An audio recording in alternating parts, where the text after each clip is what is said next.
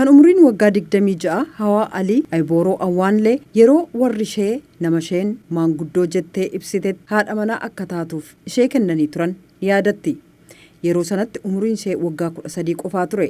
Awwaanleen mana barnootaa dhaabuuf dirqamte. My mom introduced me to a man, twice older than me, as my husband or future husband. Haati koo dhiira umriinsaa dachaa lama na caalu akka abbaa warraa koo yookaan abbaa warraa koo gara fuulduraa ta'etti wal na barsiifte. Sun immoo umrii sanatti baay'ee nama dhiphisa. Sababiinsaas yeroo sanatti baay'ee ijoollee waanan tureef. Gargaarsa miseensota maatii namaaf gara laafina qaban tokko tokkoon mana namichaa keessaa miliqxe. Har'a Awwaanleen aartii akka mala hubannootti fayyadamuudhaan dhimma daa'immaniif gaa'ila dirqiin raawwatamuuf furmaata kennuuf seenaa miidhamtoota akka ishee fakkiiwwaniin ibsuudhaaf bakka uummanni itti baay'atutti agarsiisaa jirti. One that focus on the past and the other that focus on the future. So the painting behind me focus on the future of these victims. Inni tokko waan darbe irratti yoo fuulleeffatu kaan immoo sagara fuula duraa irratti fuulleeffata. Kanaafuu fakkiin na duubaan argamu kun egeree nama miidhaan irra ga'uu malu mul'isa. Kanaaf fakkii dubartii uffata suufii uffattee jirtuun kaase. Suufiin immoo bilisummaa bakka bu'a.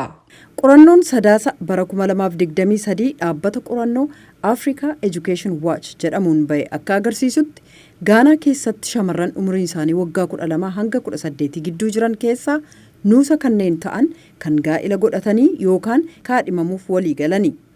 Leellistoonni mirga dubartoota akka jedhanitti kun kan ta'eef sababaan seera aadaadhaan shamarran dhiirotaaf bitamuu qabu jedhamee dubbatamuuni. Qaala'insi jireenya hammaachuun shamarran akka gaa'ila dhaaban dirqisiisaa jira jedhu.